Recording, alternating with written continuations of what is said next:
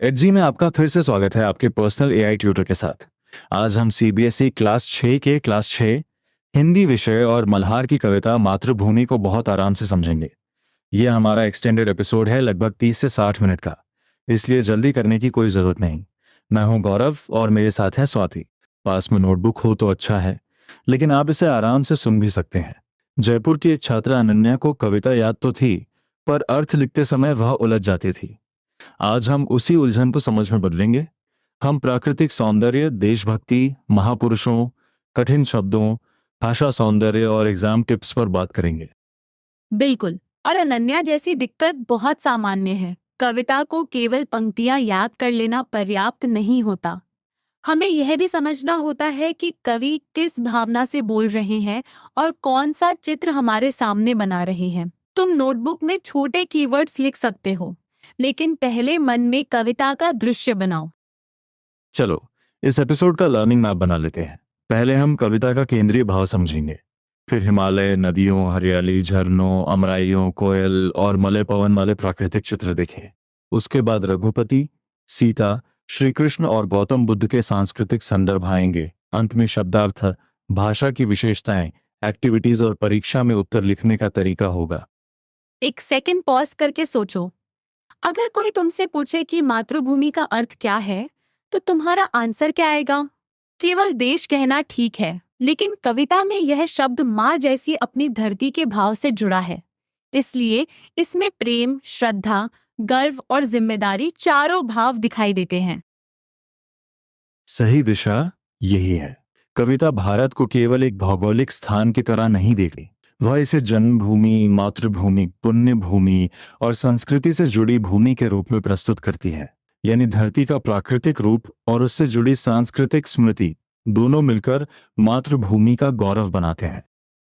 अब कविता के आरंभिक दृश्य पर चलते हैं। सबसे पहले हिमालय दिखाई देता है।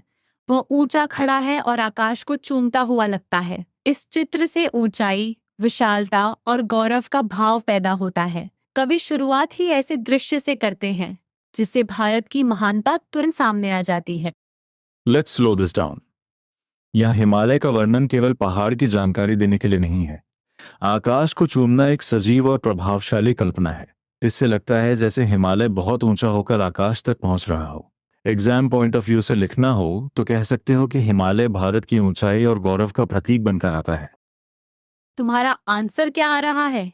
हिमालय के नीचे कैसी धरती दिखाई गई है? कविता में धरती हरी भरी है और नदियों से घिरी हुई दिखाई देती है। इसलिए एक तरफ ऊंचे पर्वत का चित्र है, दूसरी तरफ जीवन से भरी धरती का। यह विरोध नहीं, बल्कि भारत की विविध प्राकृतिक सुंदरता का मेल है। अब नदियों पर ध्यान दो।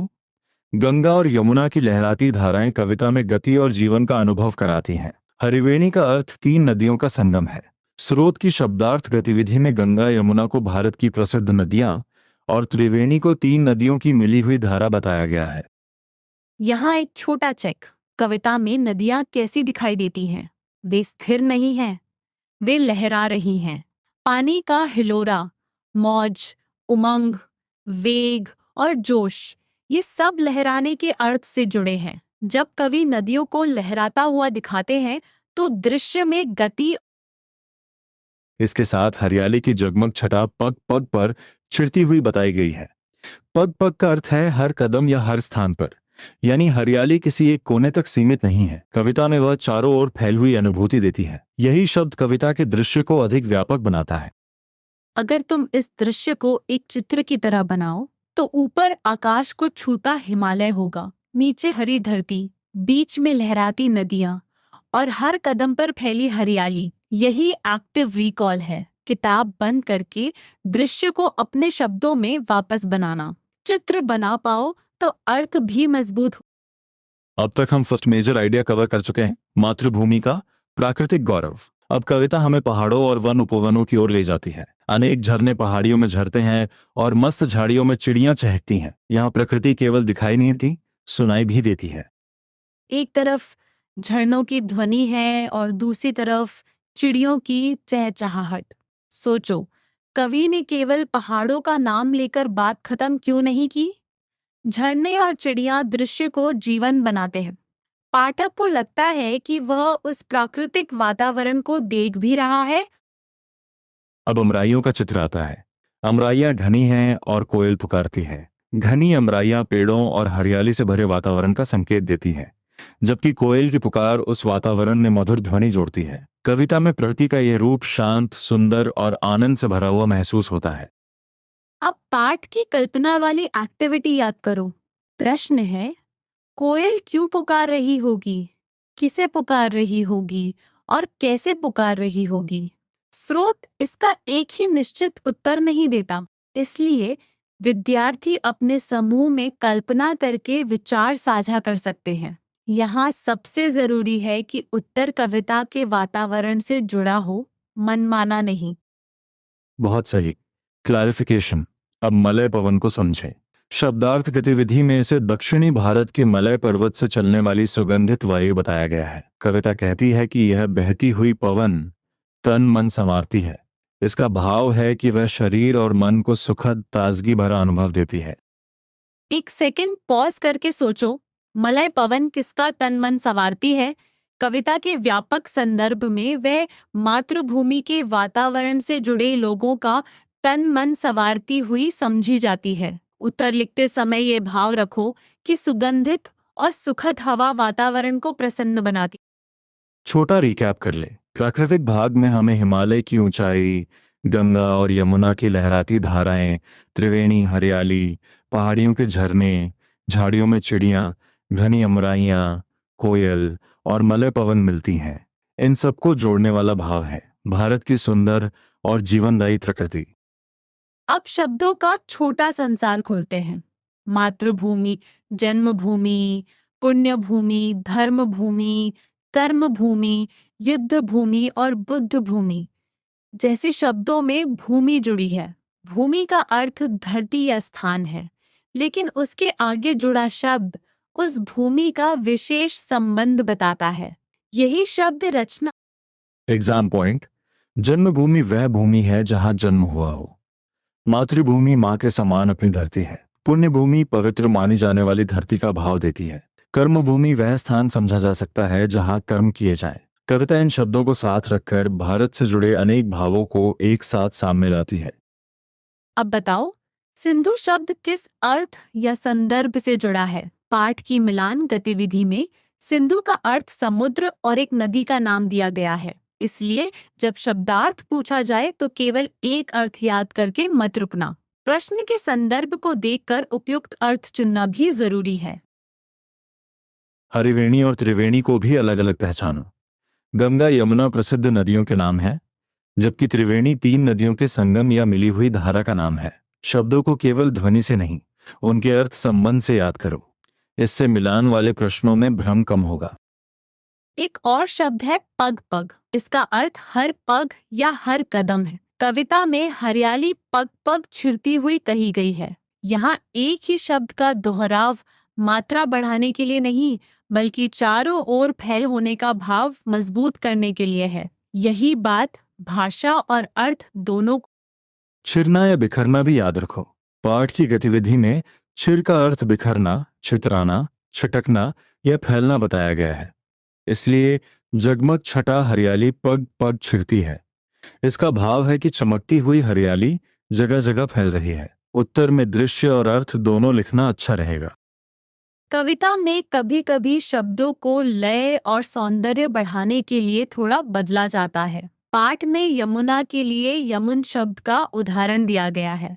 इसका मतलब ये नहीं कि अर्थ बदल गया। कवि ने काव्य की ध्वनि और प्रवाह के लिए शब्द रूप में परिवर्तन किया है। ये कॉमन कंफ्यूजन है। विद्यार्थी कभी कभी सोचते हैं कि कविता में आया हर बदला हुआ शब्द अलग वस्तु का नाम होगा।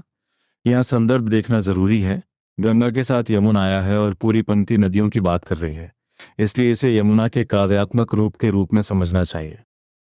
अब भाषा का अनुभव सुनो। ऊंचा हिमालय, आकाश चूमता हुआ, लहराती नदियां, जगमग छटा और चहकती चिड़ियां, ये सब शब्द पाठक के मन में चित्र बनाते हैं। इसीलिए स्रोत कविता की भाषा को सुगम और सजीव बताता है। सजीव भाषा का अर्थ है ऐसी भाषा जो दृश्य और अनुभूति अब हम प्राकृतिक दृश्य से सांस्कृतिक गौरव की ओर बढ़ते हैं। कविता बताती है कि इसी भूमि पर रघुपति और सीता का जन्म हुआ। स्रोत की मिलान एक्टिविटी में रघुपति को श्री रामचंद्र का एक नाम और सीता को जनक की पुत्री जानकी बताया गया है।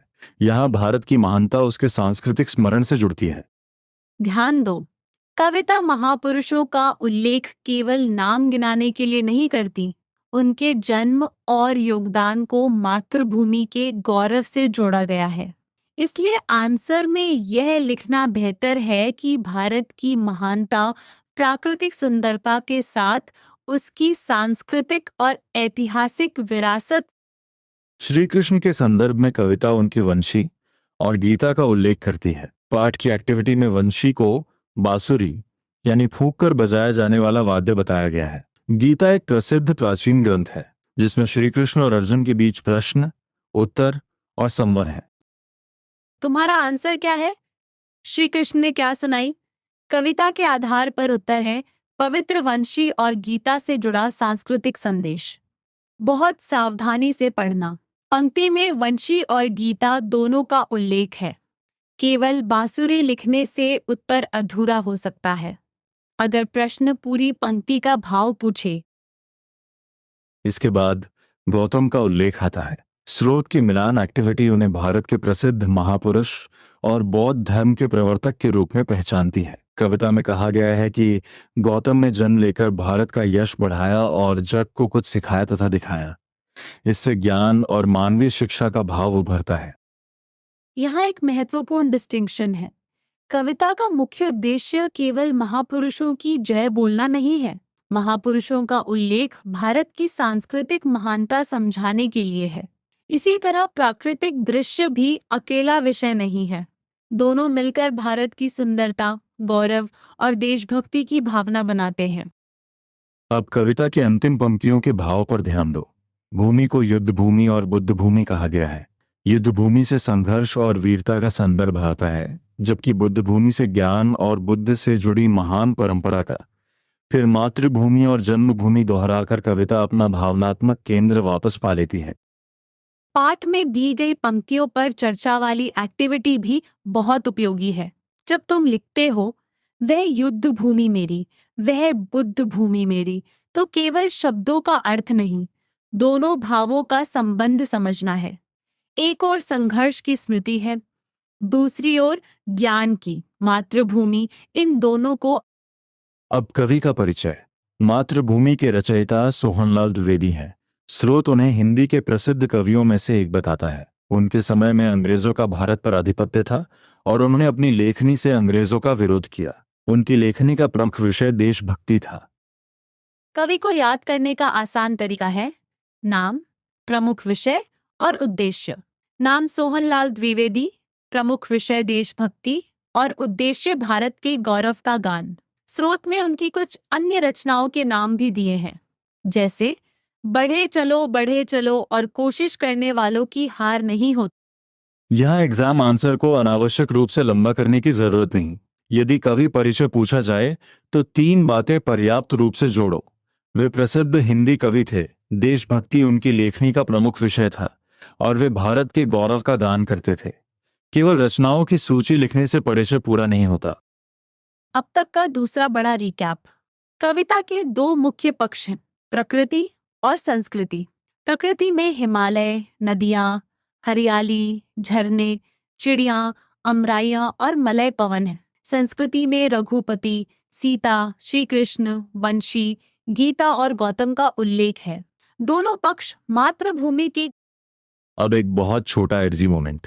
अगर तुम्हें इस कविता की किसी एग्जैक्ट लाइन का अर्थ समझ नहीं आ रहा तो एडजी को अपना डाउट क्वेश्चन की तरह लिखो। इस पंक्ति में कौन सा दृश्य और कौन सा भाव है। स्टेप बाय स्टेप सोचने से तुम्हें केवल आंसर नहीं, आंसर तक पहुंचने का तरीका भी समझ आएगा। और अभी हम वही तरीका अपनाएंगे। पहले प्रश्न को ध्यान से पढ़ेंगे, फिर कविता में संकेत ढूंढेंगे, फिर अपने शब्दों में उत्तर बनाएंगे। यही रोट मेमोराइजेशन से बेहतर है। अब सोचो, कविता में कोयल, चिड़िया और झरने मिलकर किस प्रकार का वातावरण बनाते हैं। इनसे आनंदमय, जीवंत और प्राकृतिक वातावरण बनता है। चिड़ियों का चहकना और कोयल का पुकारना ध्वनि का अनुभव देते हैं। झरनों का झरना प्रकृति में गति जोड़ता है। उत्तर में यह भी लिख सकते हो कि कवि ने प्रकृति को स्थिर चित्र की तरह नहीं, बल्कि ध्वनि और गति से भरे जीवन संसार की तरह प्रस्तुत किया है। पाठ की सोच विचार एक्टिविटी में 5 सीधे प्रश्न हैं। कोयल कहाँ रहती है? वह घनी अमराइयों में पुकारती है। तन मन कौन संवारती है? मलय पवन। झरने कहाँ झरते हैं? पहाड़ियों में। श्री कृष्ण ने क्या सुनाया? वंशी और पवित्र गीता से जुड़ा संदर्भ आता है। गौतम ने किसका यश बढ़ाया? भारत का। एक बात साफ कर दूं, एक्टिविटी में कुछ प्रश्नों के उत्तर पंक्तियों से सीधे मिलते हैं, इसलिए वहां कविता के शब्दों को पहचानना उपयोगी है। लेकिन कल्पना वाले प्रश्नों में अपनी भाषा का प्रयोग करना है। दोनों प्रकार के उत्तरों को एक जैसा मत लिखना। डायरेक्ट आंसर में सटीकता और कल्पना वाले आंसर में कारण और भाव जरूरी है। अब शब्दों के जोड़ों पर चलते हैं। पाठ में घर घर, बाल बाल, सास सास, देश देश और पर्वत पर्वत जैसे दोहराए गए शब्दों के अर्थ लिखने को कहा गया है। ऐसे दोहराव में पहला भाव फैलाव हर स्थान, हर व्यक्ति या हर इकाई का संकेत दे सकता है। संदर्भ देखकर यहाँ एग्जैक्ट मीनिंग्स पाठ में पूरी तरह दिए हुए नहीं है, इसलिए एक्टिविटी शब्दकोश शिक्षक और साथियों की सहायता से करने को कहती है। हम बिना स्रोत से बाहर गए इतना समझ सकते हैं कि ऐसे शब्द युग्म अर्थ में विस्तार और लय लाते हैं। उन्हें देखकर वाक्य का भाव पकड़ो, केवल यांत्रिक ट्रांसलेशन मत करो। अब मात्रा का महत्व। पाठ में जग को दया दिखाई और जग को दिया दिखाया जैसी पंक्तियों के माध्यम से बताया गया है कि एक मात्रा बदलने से अर्थ बदल सकता है। स्रोत घड़ा और घड़ी का उदाहरण देता है। इसलिए हिंदी में पढ़ते समय मात्रा को हल्के में मत लो। सुनने और लिखने दोनों में सावधानी रखो। Exam point. मात्रा वाले प्रश्न में पहले दोनों शब्दों को धीरे पढ़ो, फिर अर्थ बोलकर देखो। यदि ध्वनि बदल रही है तो अर्थ भी बदल सकता है। कविता की सुंदरता केवल बड़े विचारों में नहीं, छोटे शब्द रूपों और लय में भी है। यही कारण है कि पाठ में भाषा संबंधी एक्टिविटीज दी गई हैं।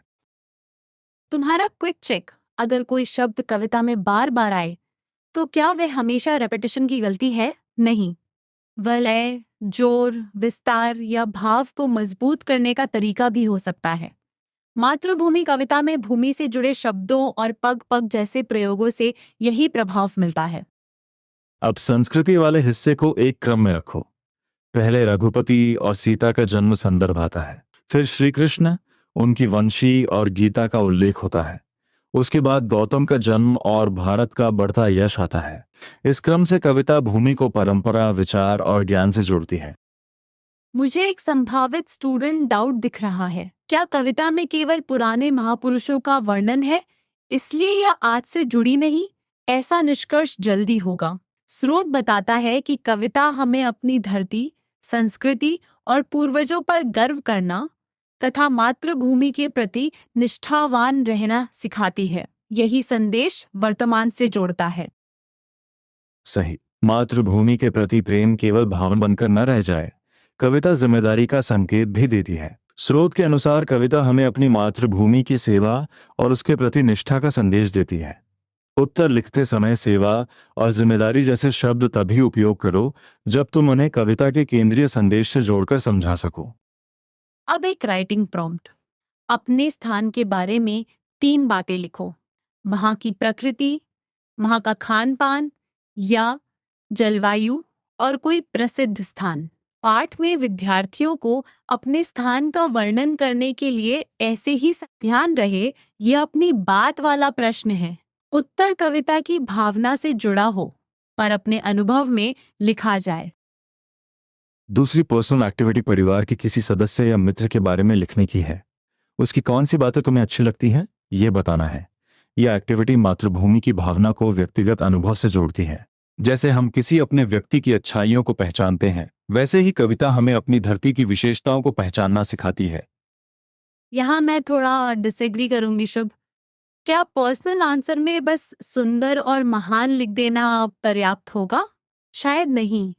तुम्हें कोई विशेषता और उसका कारण देना चाहिए। उदाहरण के लिए, अपने स्थान की हरियाली अच्छी लगती है क्योंकि वह वातावरण को सुंदर बनाती है। कारण जोड़ने से उत्तर अधिक स्पष्ट और प्रभावशाली बनता है। बिल्कुल, ये करेक्शन उपयोगी है। अच्छे उत्तर में दावा, कारण और कभी-कभी छोटा उदाहरण होता है। कविता के भाव पर आधारित उत्तर में भी यही ढांचा अपनाओ। पहले कहो कि मातृभूमि गौरवशाली है, फिर कारण दो कि उसमें प्राकृतिक सुंदरता और सांस्कृतिक विरासत दोनों है।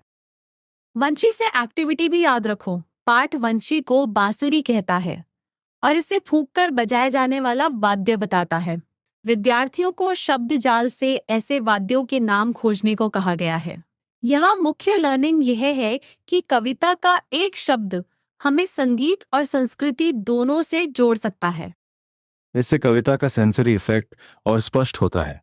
हम हिमालय को देख सकते हैं, नदियों को लहराते हुए कल्पना कर सकते हैं, झरनों और चिड़ियों को सुन सकते हैं, मलय पवन को महसूस कर सकते हैं और वंशी का संगीत सोच सकते हैं। यही सजीव भाषा पाठक के तन मन पर प्रभाव डालती है। तीसरा रिकैप। कविता में प्रकृति आंखों के सामने चित्र बनाती है और संस्कृति मन में गर्व जगाती है।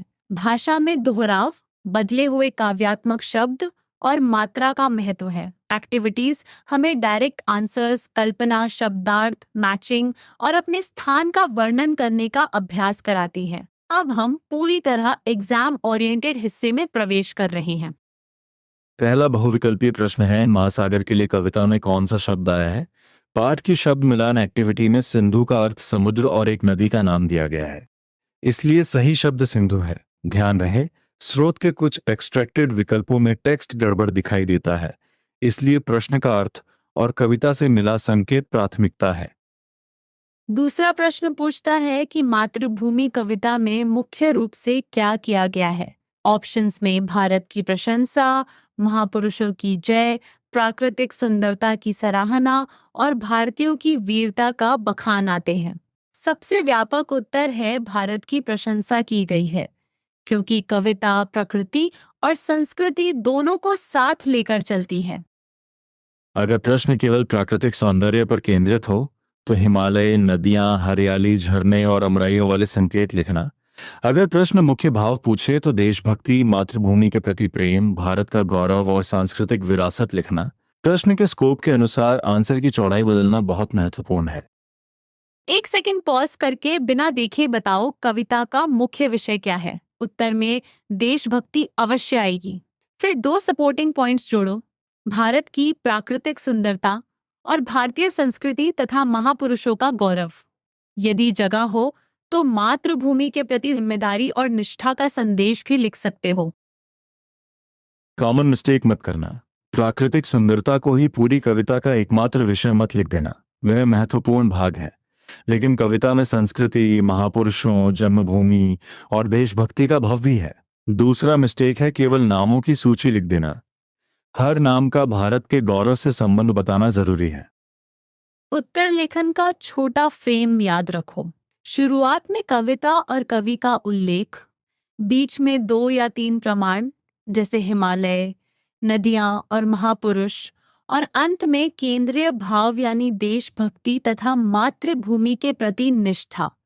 इस फ्रेम को रटने के बजाय हर प्रश्न के अनुसार we are entering the final section now. अंतिम समग्र रिकैप में 4 हेडिंग्स रखो। मातृभूमि का गौरव, प्राकृतिक सौंदर्य, इतिहास और संस्कृति तथा भाषा और देशभक्ति कवि सोहनलाल द्विवेदी है। हिमालय ऊंचाई का, नदियां और हरियाली प्रकृति का और महापुरुष सांस्कृतिक विरासत का भाव मजबूत करते हैं। अब फाइनल चैलेंज से पहले रैपिड रिकॉल। सिंधु किससे जुड़ा है? समुद्र और नदी के संदर्भ से। मलय पवन क्या करती है? तन मन संवारती है। झरने कहाँ झरते हैं? पहाड़ियों में। कोयल कहाँ पुकारती है? घनी अमराइयों में। वंशी क्या है? बांसुरी। गौतम ने किसका यश बढ़ाया? भारत का। अब अपनी नोटबुक में बिना किताब देखे एक छोटा उत्तर लिखो। मातृभूमि कविता भारत को गौरवशाली क्यों बताती है? उत्तर में प्रकृति, संस्कृति और देशभक्ति तीनों को जोड़ना। फिर कविता की कोई एक पंक्ति चुनकर उसका भाव अपने शब्दों में लिखना। यही तुम्हारा आज का छोटा मास्टरी चैलेंज है। आज हमने याद रखा कि मातृभूमि केवल जन्म लेने की भूमि नहीं, प्रेम, श्रद्धा, प्रकृति, संस्कृति और जिम्मेदारी से जुड़ी अपनी धरती है। हिमालय, नदियां, हरियाली, झरने और अमराइयां उसके प्राकृतिक सौंदर्य को दिखाते हैं। रघुपति, सीता, श्री कृष्ण, गीता, कॉमन मिस्टेक यही है कि कविता को केवल प्रकृति वर्णन मान लिया जाए। अब अपना उत्तर लिखो, किसी मित्र को कविता समझाकर सुनाओ और जहां डाउट बचे वहां एडजी से स्टेप बाय स्टेप पूछो। बहुत अच्छा किया और अगले रिवीजन में फिर मिलते हैं।